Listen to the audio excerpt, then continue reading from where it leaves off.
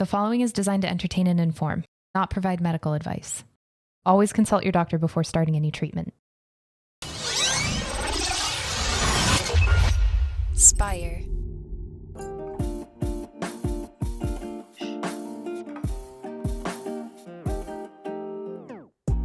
Welcome back to the Kidney Stone Diet Podcast, the show about reducing your kidney stone risk and living your best life. I'm your host and fellow student, Jeff Saris. And I'm Finn, your kidney stone prevention mascot. Hi, Finn. I love seeing him. On the actual show. This is the first time he's making an appearance. He's always just hanging out and so quiet and keeping to himself. He's bored to tears. He's like, I had to get the mom that talks about friggin' kidney stones all day long. Jeez. That's what he's thinking. Something about friggin' oxalate. Mm-hmm. But yeah, he's just so quiet. He's not like causing a ruckus, it seems like, much at all. But believe me, when he wants attention, he'll call he attention barks. And so, but he's gotten so much better because in March 1st, he'll be 1 year. Wow, yeah, already. Time goes so fast. Remember how upset I was about Luke? Oh my God, Jeff. You just think your heart is never gonna be okay. Whenever we lose a pet or a person, I mean, oh my God, or we break up or get a divorce, whenever we're going through something, people are like, oh Jesus, can you just get to Kidney Stones? Friggin' Life Lessons by Jill. But it's true, people. Whenever you lose something, whether it's a relationship or it's love or death, whatever, it's like you just think you're never going to heal. And then time goes by because time does heal. And then you just get better. But it's interesting because I see Luke. Luke is, many of my patients drew pictures of Luke. He's in the background and a couple of different things. And he's all over the apartment. And I just, when I get a little glimpse of him, my heart still aches, and it will always, obviously. It's just so interesting that people and pets, to me, they come at points in our lives that they just needed to be there. And even if we don't keep the same relationship or our pets die or somebody dies, whatever, I always look back on it and like, damn, that was just that person or that pet was perfect for that time. It's very interesting. That's how I see it. And even if it was good or bad or indifferent, it doesn't matter. Maybe I had a lesson to learn or whatever. It's just so interesting. That's all I have to say about that. Well, yeah, because it's easy to look back with regret or sadness. Yeah. But if we look more at the moment where we are right now and what led us to here and how we're moving forward, like every little bit changes us in some way. And I'd say mostly, if you look at it that way, for the positive. You can find so many positives in all these experiences, especially when it comes to pets and family and just people in your life. Yes, I'm always like, when we talk about this in the course in our accountability groups, it's like, we're always talking about meaty things like this. And it's just, people come to me and they want to, oh, this is so hard. And I'm very honest, changing, no matter what you're trying to change, it's a hard process. You first got to learn the process. It doesn't happen overnight. Understand that it's going to take a long time. And diet changes, to me, think about 6 months to a year, people. Not, it's January 1st and get these arms by March. It's such bullshit. What's on the internet, what's on magazines. So we're just always sold this terrible bill of goods. And so think of it as a diet change, 6 months to a year, and then for the rest of your life, you're practicing it. That's what you do, just like yoga and everything else. Just whatever you practice. And so people are like, oh God, it's so boring, or this sucks. I want it to hurry up. But what else are we doing? Right? I mean, we're supposed to be learning, evolving, growing, not just sitting on our couch every night, watching the same damn TV, Netflix, whatever. Of course, do that too and chill out. But we should always be learning things. Like, I don't get it. I'm not saying learn how to build a townhouse. I'm just saying learn, pay attention to yourself. Try to do things that are going to provide growth and interest and whatever. Otherwise, life is really long, right? So I tell people when they're coming to change and they want lifestyle, eating and exercising and all that, I'm like, please, first of all, know that it's going to take a minute. You must know that so you can manage your expectations, and that you're on a journey right now, and you're gonna learn all these new things. You're gonna incorporate it. You're gonna move forward. Then you're gonna fall back, and then you're gonna move forward. And from each time you fall back, if you're mindful, you're going to learn, and then that's where you grow, which is so friggin' amazing.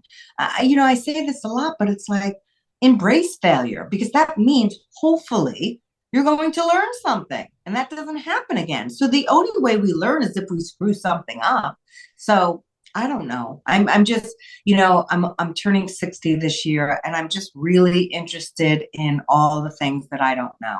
I love listening to podcasts. I love watching YouTube. This is, why we do what we do. You could put stuff out on the internet to really make people expand their mind, maybe think about the way they're doing something and changing it up a little bit. And again, doesn't happen overnight, but start percolating on ways in which to make your life better, right? Living your best life. That's what we talk about here too, besides kidney stones. And so I don't know, just pick a podcast. Just the fact that you're here learning and wanting to grow and change is friggin' amazing, right? That's what we're supposed to be doing. And I know you agree with that. Oh, yeah, absolutely. Yeah. And it's easy to think, almost think towards the end, not the end of the line in a morbid way, but whatever we're doing, like, oh, once I finish this, or once I get here, or it's great to have little signposts along the way. Like, oh, I'd really love to have, 7 days in a row following the kidney stone diet, like just as a very like on topic thing. But like those are great, but it's a lot of times we get caught up in, oh, when I finish this, then I will feel whatever, or I will be satisfied because I made this much money. Or these things that are somewhat outside of our control, and we're also pushing our focus too far ahead. We need to make sure we're staying here and being present and experiencing your time with Finn. It's like, that is huge. That is what makes life worth living, because we need to be in the now. But I guess before we get too far down this, should we dive into this episode? We digress. I know. No, but there's always people in the comments that say they really start talking about a kidney stone at 6 minutes and 32 seconds. If you want to bypass this bullshit, just go there. Yeah, we get our philosophy in first, or what's going on in our life, then we dive into the episode. But yeah, anyway, this week we are going with a frequently asked question. So normally we take listener voicemails. That number is 773-789-8763. And if you have a question, definitely give that number a call. Leave your name, question, and where you're from, and we'll feature you on a future episode. But today, we are specifically answering the question, how do I break up my kidney stone? And longtime listeners know the answer to this. Yeah, but it's important to cover. So that's why we're going to touch on it today. Yeah, it's important to cover. So yes, how do I break up my kidney stone? So the scenario is this. You wake up in pain. You go, it's always 3 a.m. I don't know why, but it is. You wind up being so sick, you go to the emergency room, and, the doctor says, here's some morphine, go home and pass it. Because maybe it's small or whatever, you did imaging. And so one of the first things people, see, now he's making noise. One of the first things, I'll get him a bone. One of the first things people do is they will Google, how do I break up a kidney stone? How do I break it up? How do I get this damn thing out of me? But they first think, how do I break it up? Especially if it's a bigger one. They're going to want to break it up so they don't have to have the surgery. Nobody's going to like this answer. And you cannot break up a kidney stone. You cannot break it up. You've got to understand, people. Those lasers lots of times can't even break them up. They're just that hard. Think about it.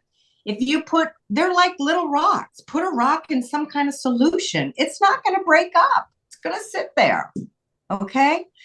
But if you are a uric acid stone former, that composition of stone can break up. If you alkalinize the urine with potassium citrate or any alkali drug, that could do it, or supplement, because they're basically supplements. something like moonstone, something like litholite, something like, you could suck on a lemon. I wouldn't advise it. I mean, who really knows how much lemon you'd have to suck on? You'd probably lose all your tooth enamel. So I wouldn't advise that. But you could ask the doctor, do you know if I make a uric acid stone? Because should I try potassium citrate or something like that? But guys, most stones are calcium oxalate. Then the next most common one is calcium phosphate. Then you have your uric acid. Sometimes uric acid is a part of those other, well, not with calcium phosphate, but sometimes uric acid stones can be mixed with calcium oxalate stones. But the point is, most of you have calcium oxalate stones. Up to 80% of kidney stones are calcium oxalate. You cannot break them up with any pill or potion. You cannot. There will always be people in the comments that say this. Mine broke up. Mine broke up. I drank a beer and it just poof, dissolved, came all out of me, all different pieces. What can I tell you? Those people are going to believe what they believe. Now, I'm here to tell you, and you can search any kind of scientific journal, you cannot break up a kidney stone unless it's uric acid. So you can sit there and you can argue, but any doctor is going to tell you that you cannot break them up unless they're uric acid. Now, this goes the other way too. How can I pass my stone? Well, Jill, my doctor told me to drink a beer, and I drank a beer and my stone fell right out. Was it the beer? Was it just that time, or was it just fluids? Because beer is a fluid. So you're drinking a 6-pack of beer, the stone came out. Yes, the beer, the alcohol can, dilate your ureter, so that could happen. How much? I don't know. But I always go back to this. Was it this? I drank a Coca-Cola, Jill. Coca-Cola is the magic thing. My stone just plopped in the toilet bowl. Again, was it Coca-Cola or was it fluid? If you had drank this copious amounts of water, would that same thing have happened? I would say yes. But I can't argue against people that don't want to listen to rationale. So whatever you say in the comments, you are absolutely allowed to have your opinion. And whatever you did that made your stone come out, I will just always push back and say, was it just not fluid? Okay. So that's just what I know over 24 years of working with, experts in the field. But as far as breaking up a stone, you cannot break up a kidney stone unless it is a uric acid stone. And alkalinizing your urine, which means making your urine more alkaline, can, it's not definite, but can shrink your uric acid stone. It can, and then maybe you can pass it better. Those are kind of like sandy kind of stones. So yes, that can happen. But no other stone can be broken up. It is absolutely impossible. There, I said it. Yeah. I mean, I really don't have, like I said, I get so much negative feedback because people and what they did, and then the stone passed. But I'm just always going to say, was it a coincidence? And they're going to say it absolutely wasn't. So, and that's okay. I mean, I welcome it. I'm not new at this. You know what I mean? I've heard this for decades. So whatever they want to say is fine. But I will always push back and say what I say. Mm-hmm. Yeah, absolutely. Now, some of the remedies, some of the things that are promoted tend to be like apple cider vinegar. You mentioned lemons already, and Chandra Piedra. Do those have any place in this process? No, they don't. They absolutely don't. So we also have videos on them, and there's no science that shows. And there will be people, and look, there's some things, people, that there isn't science yet. But those stones, calcium oxalate and calcium phosphate stones, you can't break them up. Again, you could put a friggin' rock in apple cider vinegar. It ain't going to break up. Okay? So, but these are common myths in the kidney stone world. They're just common myths. People did those things and they will, on their dying breath, say, that made my stone come out, when it was just fluid. That's all I'm saying, right? Mm-hmm. So, but but I embrace everyone's opinion. I don't agree with them, and I have mine based upon science. But I don't know what's going to happen in the future. Who knows what they'll figure out? But I can't tell you. A couple patients a week tell me, yeah, Jill, they did the lithotripsy. That laser couldn't break up the stone. So again, we think friggin' ACV is breaking up a kidney stone when they're going in there with Star Wars stuff and they're not breaking up. I don't know. But I welcome the comments because it'll be very colorful, to say the least. I'm just picturing the doctor having like Star Wars music playing while they're pew, pew, pew, getting all the lasers in there. Yeah. Because really that is an intense kind of procedure to then sort of hope that taking a pill or drinking something would just sort of do the same thing. It's unfortunate because we want the fix. We all want the fix. Like you would love for those things to work. I would love for those things to work because then I'll find a different career because I've been doing this for a long time. I could easily do something else. And it would always be with diet. It would always be that, right? Because I love talking about lifestyle. It is what I love. So, but I'm just saying that would be great because look at all the kidney stone formers that wouldn't have to. If you want to prevent new kidney stones, try the kidney stone diet. It is not something I've made up. This is all based upon science. Go to Dr. Fred Coe, COE, his website. That's where all the science sits at kidneystone.uchicago.edu. And you can see everything I'm talking about in Jill Ways is really all drenched in science in Dr. Coe's website. And, it's not just his science. It's from physicians all over the world that have done research on kidney stone, leading experts, by the way, not just, it's their leading experts that have been published and peer reviewed, blah, blah, blah. So the science all sits there. I just bring it home in a way that everybody can understand because, nobody wants to go through scientific journals all day long. But you can't break up stones unless they're uric acid stones. If you want to stop making stones, we can stop up to 80% new stones from happening by doing diet and sometimes meds. Also, get your 24-hour urine collections done because that's going to tell you exactly what you need to do. And that's very important. You can't now, if you just say, I'm not doing that, I'm just going to do the kidney stone diet, you're certainly going to lower your risk of a lot of things because you're eating less sugar, less salt, you're getting your fluids in, you're getting calcium for your bones, doing all those things. That's what I put people on when they come to me just for weight loss and they don't have kidney stones. It's a healthy diet. But if you want to stop making stones, you've got to do the work. There's nothing here that's magical. And I'm going to go off on a little for this. I've been there was this video I just seen lately. And when I was going through all my cancer treatments, I can't tell you how much stuff was sent to my email, even going through cancer. And I have stage 4. So you get a lot of stuff in your email, however they find out things. And, you're so afraid you're going to die when you're first given that diagnosis. And I would watch so many people that I was going through that journey, other stage 4 rectal cancer patients go through that journey with me and they died. And so each one of them would say, Jill, you're doing so well. Meanwhile, I'm really sick, but I'm still alive, right? And they are now aware they're dying. They've been given their time. And so they know. And they would say things like, what are you doing? What are you eating? And it would make me feel bad only because why am I still here and they're not? I don't know. It's why I have this horseshoe. I just think I'm super lucky. Was I eating like a superfood that kept me alive? No, I just was eating whatever I could at that point because I was so deathly ill. But let me tell you why I'm going off on this.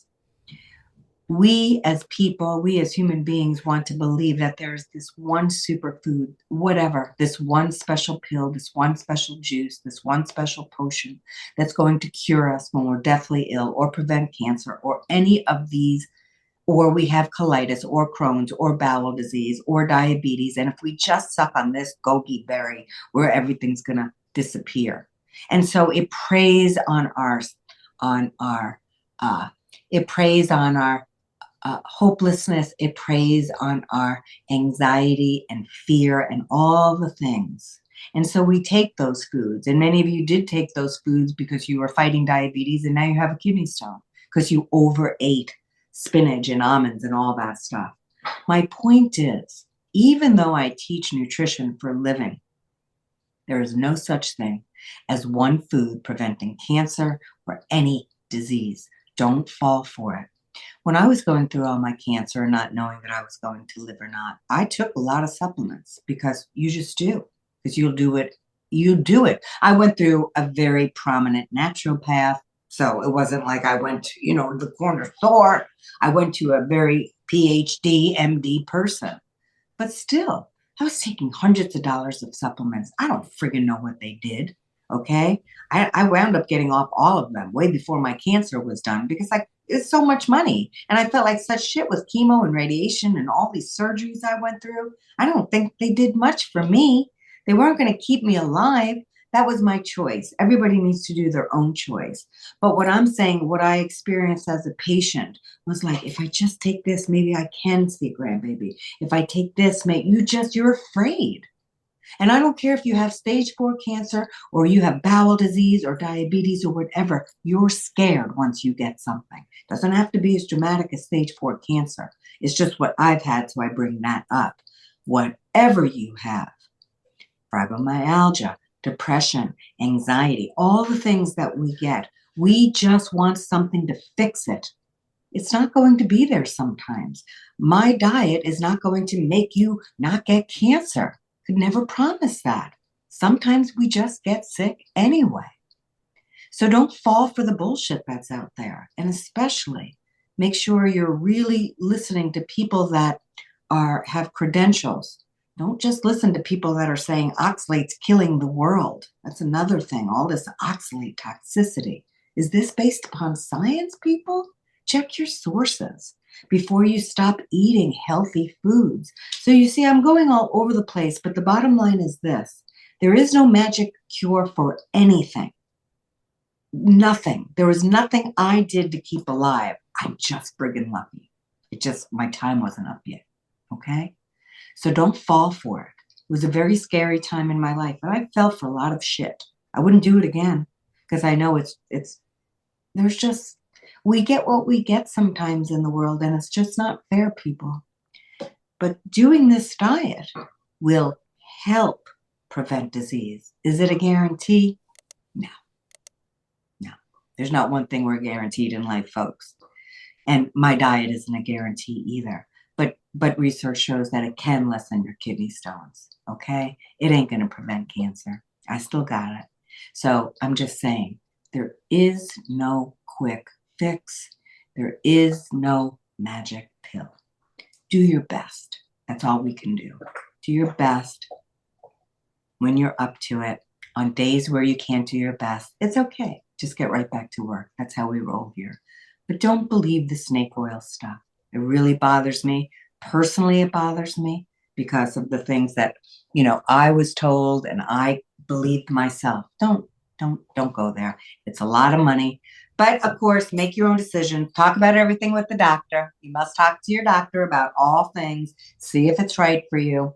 These are just my opinions. All right, Jeff, I'm off my soapbox. Well, no, that's a very important and very heartfelt. I know everyone appreciates the insight that you have from your experience, which is different. Mm-hmm. Everyone has their own experience, and the people who've gone through stones and everything specifically have their own unique experience. But I think it's so valuable to hear yours as well, because this isn't just you're not only coming here from the practitioner, the nurse side. You're coming here from the patient side, albeit a different vertical, a different type of patient. But just like the patients you worked with, you didn't know what you didn't know. There's so much you didn't know about cancer and the treatment and what you could do. So it's I think it's very valuable to have that perspective. Yeah, and when I'm talking to people on the phone, some days I'm very grateful for everything I've been through. I never look at it as, I never once did go, why me? Or I'm just like, okay, what do I need to do? Like, I just need to follow what I need to follow and get on with it. I never felt, and I'm not saying, look at me, I'm a freaking Queen Marie. I just never felt like, why me? Or I just didn't.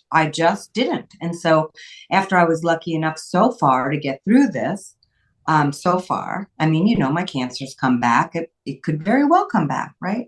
Sure. And I'm very aware of that. And that's why I focus on the things that matter the most, and I throw out everything else that doesn't. So I love my perspective now. And what I'm most grateful for my cancer, and there are a lot of things I'm grateful for, honestly, is that I can bring what I learned to my patients. And I can also not only sympathize with them, I truly empathize when they say, Jill, I'm so afraid to eat. I don't know, I feel so overwhelmed. I have to have these surgeries and I don't know. You're overwhelmed when you're sick, whether it's cancer or kidney stone, it doesn't matter. It's scary. And nowadays going into a hospital, it's just, going through all of it, the medical expense, it's so expensive to be sick. You're off work. Oh my God, it's so all encompassing. And some people, and myself included, I definitely have PTSD around all the things I've been through as far as, what can I eat? Is that going to cause a bowel problem for me? I understand my patients, so much. I just can't even tell you. So again, often my calls are coming from my heart. Of course, from my head and all the education I know about the kidney stone world, but so much of it is about my passion because of what I've gone through too. So, it's like kindred spirits talking to each other. And I know my patients feel that because they tell me it. It's part of who I am. My illness doesn't define me, but it's definitely a big part of me and how I conduct business now. And I'm grateful for it. As crazy as that sounds, I've learned so much from being sick. And one of the best things about, and I tell my patients this, the only reason I love kidney stones is because now you're ready to listen to change your diet. And when we're sick, folks, you change shit real fast. It ain't about looking adorable in a bikini anymore. It's about, okay, now I'm sick and I don't ever want to go through a kidney stone pain again. I'm ready, Jill, I'm ready. And whether you're paying for our services here so you can get there faster or paying for nothing, that's why we put all this free information out so you are privy to it, okay? So you don't have to make another kidney stone. Get on the diet, learn what to do, talk to your doctor, get on a good treatment plan, get a 24-hour urine collection. We're putting it all out there for you, people.